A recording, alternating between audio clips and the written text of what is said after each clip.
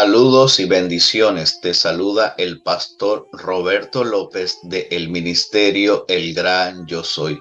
Hoy estaremos dándole continuidad al tema que hemos titulado Requisitos básicos para que una persona pueda recibir liberación, entendiendo que la liberación es el pan de los hijos. Quinto requisito, primera parte: llenar el formulario de liberación para buscar todas las posibles puertas de entrada de los demonios. En el Antiguo Testamento, quienes tenían algún tipo de sospecha con respecto a la lepra debían acudir al sacerdote para que éste pudiera determinar con exactitud si realmente lo que le estaba aconteciendo a la persona era realmente lepra o no. Levítico capítulo 13 y 14. El sacerdote era la persona indicada o preparada para poder emitir un juicio o diagnóstico acertado. Este diagnóstico debía ser totalmente certero y no podía ser algo que se debía hacer a la ligera, porque emitir un mal juicio podía perjudicar a la persona que venía a él para ser ayudada. El diagnóstico que el sacerdote debía emitir era basado en dos cosas importantes que debemos tomar en cuenta aplicándolo a lo espiritual. Número 1. El sacerdote tenía que manejar bien el tema de la lepra y conocer con exactitud cuáles eran los síntomas que se manifestaban, ya sea en la piel, en el cabello o todo el cuerpo de la persona, para poder determinar si había lepra o no. Número 2. El sacerdote emitía el diagnóstico basado en la observación de los síntomas que se estaban manifestando. Este debía observar con cuidado y cautela los cambios que se iban dando, ya sea en el cabello, la piel o el cuerpo de la persona. Basado en estos dos principios, el sacerdote emitía su resultado, dando una declaración a la persona con sospecha de la enfermedad de lepra, diciendo si era limpia o inmunda. Tal declaración era emitida por el sacerdote después de una constante observación de los síntomas. Asimismo, nosotros debemos considerar que para poder realizar un diagnóstico acertado en cuanto si una persona está bajo opresión demoníaca o si tiene alguna puerta abierta, debemos y tenemos que tener el conocimiento necesario que nos permita dar un diagnóstico totalmente acertado y no andar por las ramas, sino llegar a la raíz del problema. Casi siempre las raíces están ocultas al ojo humano, pero un hombre o mujer con conocimiento y discernimiento logrará llegar a los puntos medulares que hay que tratar en una sesión de liberación. Asimismo, como el sacerdote en el Antiguo Testamento debía manejar el tema en cuanto a la lepra, asimismo todo aquel que quiera ministrar liberación a otros es necesario que sepa manejar bien este tema de liberación y sanidad interior, conociendo aún las cosas más básicas y sencillas del tema de la liberación que deben saber, para así poder determinar si una persona hay o no demonios, o qué puertas son necesarias ministrar, o bien cuál es la situación espiritual de dicha persona. Para aquellos que tienen el llamado a ejercer este servicio de ayudar a liberar a otros, y para los que no lo ejercen, es importante que conozcan que existen puertas generales por donde entran los demonios, pero que también hay síntomas de opresión demoníaca que nos ayudan a determinar con exactitud si una persona está demonizada o no, o cuál de las puertas tiene abierta. Quienes ignoran los temas aún básicos de la liberación podrían estar cometiendo el error de dar un diagnóstico desacertado, llamando a las obras de la carne demonio y a los demonios obras de la carne, o bien expulsando a la carne y crucificando a los demonios, cuando en realidad lo que deberíamos de estar haciendo es expulsar a los demonios y crucificar la carne. Cuando una persona está lidiando con una debilidad de su carne o su obra, es necesario que esa debilidad, póngale nombre ahora mismo usted a esa debilidad. Esa debilidad debe estar en continuo sometimiento al Señor Jesús a través de una vida disciplinada en la oración, el ayuno, palabra, vigilia, etc. De ese modo usted obtendrá la victoria en su vida en esa área de debilidad. Las escrituras citan así en Primera de Corintios capítulo 10, verso 12. Así que se sienta muy seguro y firme, cuide de no caer. Ahora, si usted cree estar lidiando con una obra de la carne o debilidad y lo somete continuamente a las disciplinas espirituales ya mencionadas y no ve ningún resultado en esa debilidad que constantemente lo está llevando a vivir una vida de derrota, entonces es ahí donde determinamos que ya no es un problema de la carne, sino que es espiritual y que se debe resolver ya sea expulsando al demonio mediante la confesión de pecado o bien romper con esa atadura en su vida que no lo deja avanzar. Algunas cosas básicas que usted debe saber con respecto al tema de la liberación es que existen lo que llamamos síntomas de opresión demoníaca, que nos ayuda a verificar con exactitud si hay demonios en una persona, y también existen lo que llamamos puertas generales, que las mencionaré cada una de ellas a continuación. Número 1, la puerta de la falta de perdón, puerta principal. Este es el primer eslabón que debemos romper en una ministración de liberación. Número 2, la puerta de las maldiciones generacionales. Número 3, la puerta de los pecados propios. Número 4, la puerta de las palabras de maldición o autoinfringida. Número 5, la puerta de la brujería.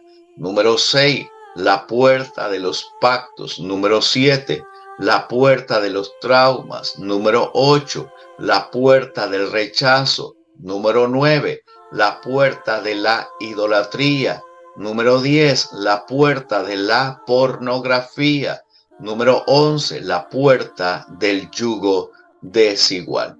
Cada una de estas puertas es necesario poder identificarlas previo a una administración para poder realizar lo que hemos llamado una liberación exhaustiva o completa y no parcial, como suele ocurrir en algunos eventos multitudinarios como campañas evangelísticas, retiros espirituales, encuentros o como usted tenga a bien llamar. Si usted creía que una persona se liberaba en su totalidad no es cierto. Y mi afirmación puede ser comprobada una y otra vez. Si una de estas personas que dice haber sido liberada en su totalidad en alguno de los eventos antes mencionados decidiera someterse a una liberación exhaustiva, les aseguro que ahí hay más de un problema a nivel espiritual. Y esto se debe a que en estos eventos o retiros espirituales las personas se liberan de los espíritus de bajo rango, o como yo les llamo, soldados rasos. Pero los hombres fuertes se quedan, las raíces se quedan, los huevos de áspis se quedan, los asideros demoníacos no son destruidos en su totalidad.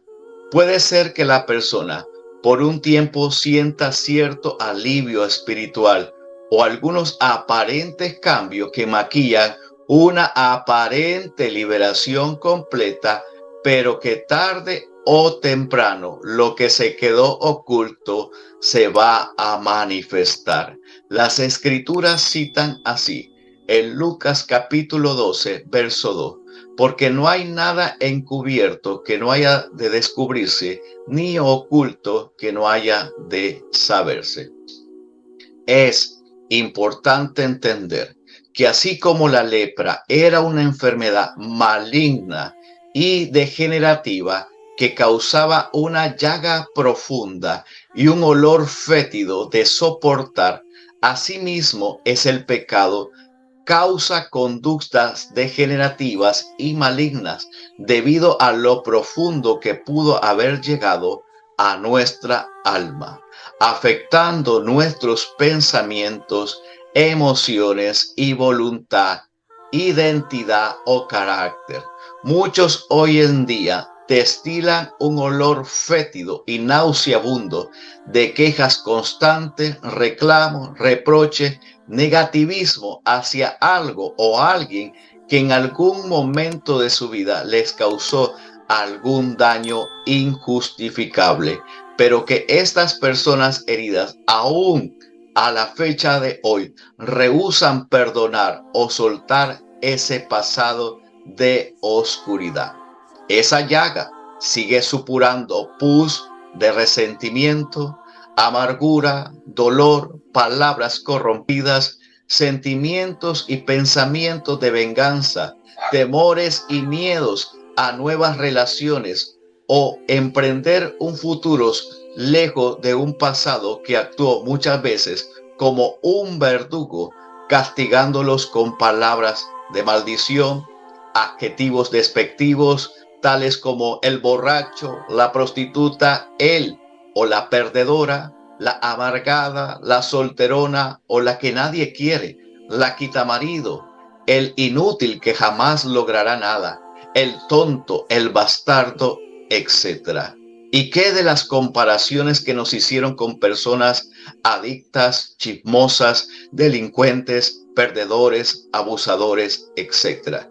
Que no hizo más que alterar y dañar nuestra identidad como persona, haciéndonos creer que terminaríamos como alguno de ellos. La lepra en el pasado también llegaba a estigmatizar a las personas, recluyéndolas de la sociedad y a vivir una vida indigna. Eran recluidas a vivir en ciudades, privadas de los privilegios que toda persona normal podía tener o gozar. También tenían que portar una túnica distintiva que los estigmatizaban como inmundos.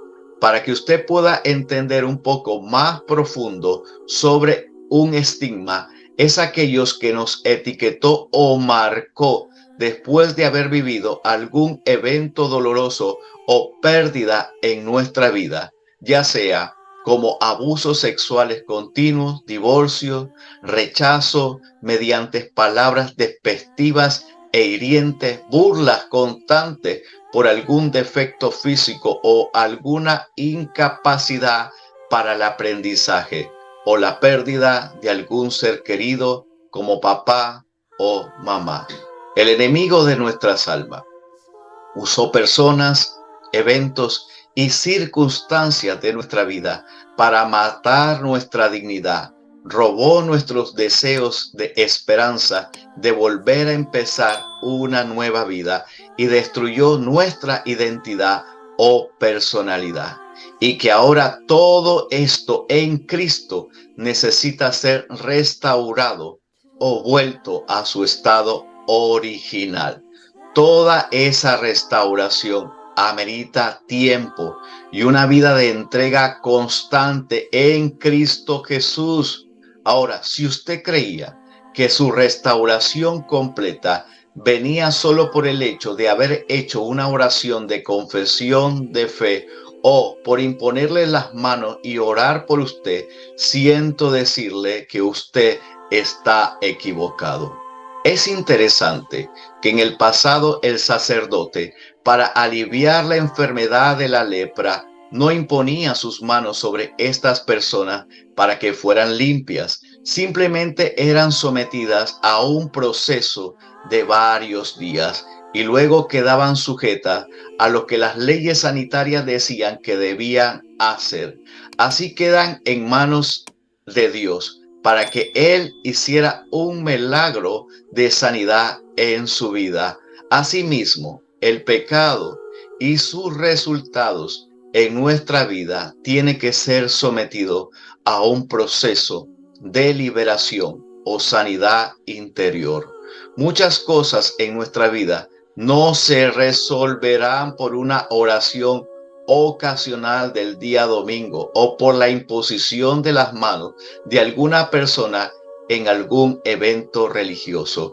Puedes que recibas un toque poderoso de Dios, pero hay cosas tan profundas y arraigadas que necesitarán más de un solo toque de Dios.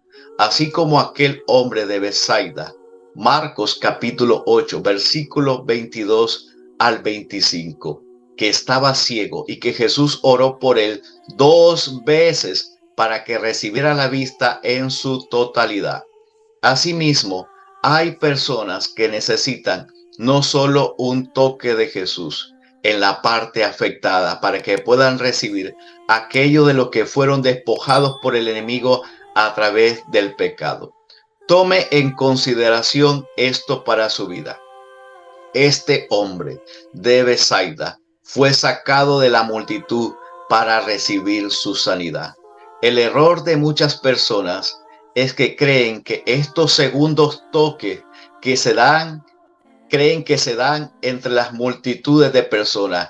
Por eso salen corriendo a eventos multitudinarios de sanidad o liberación. Y no digo que esto esté del todo mal, pero lo que quiero enseñarle es que hay cosas que necesitan ser tratadas en tu vida en un nivel de intimidad con Jesús, lejos de espectadores, criticones, murmuradores, aduladores e incrédulos.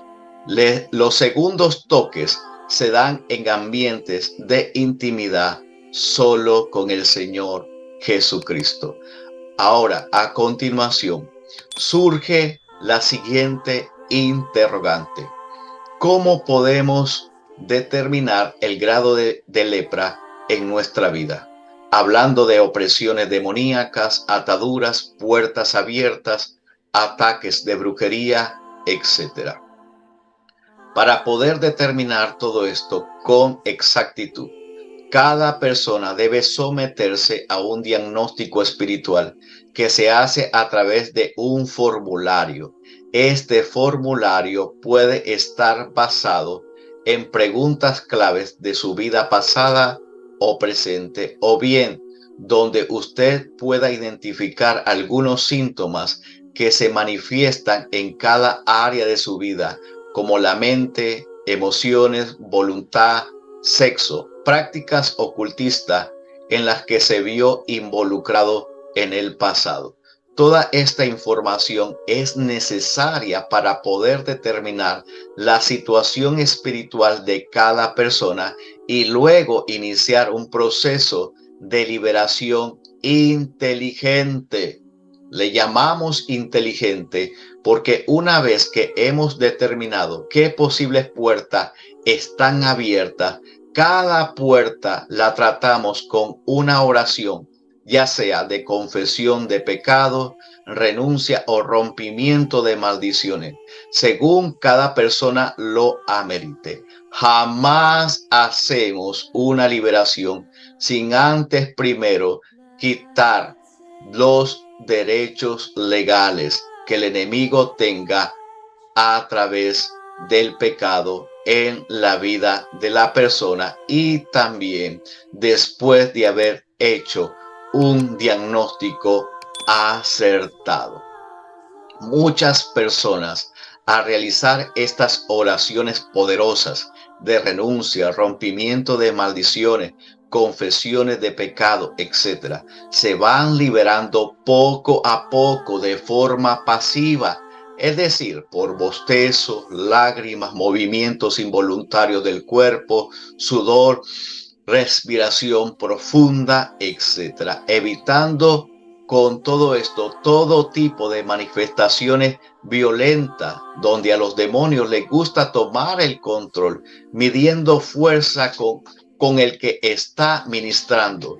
Quien no logra establecer un orden en las liberaciones puede caer en el peligro de la manipulación de los demonios. Todo libertador debe entender que ninguna liberación se hace si no es en el nombre de Jesús y en el poder de su Espíritu Santo.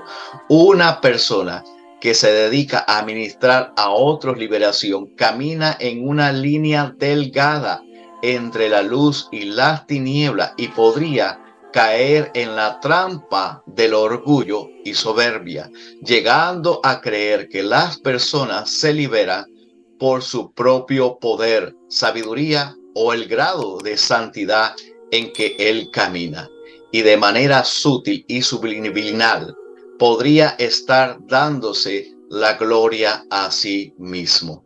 Las escrituras citan lo siguiente: y todo lo que hagan o digan, háganlo en el nombre del Señor Jesús, y por medio de él acérquense a la presencia de Dios con acciones de gracia.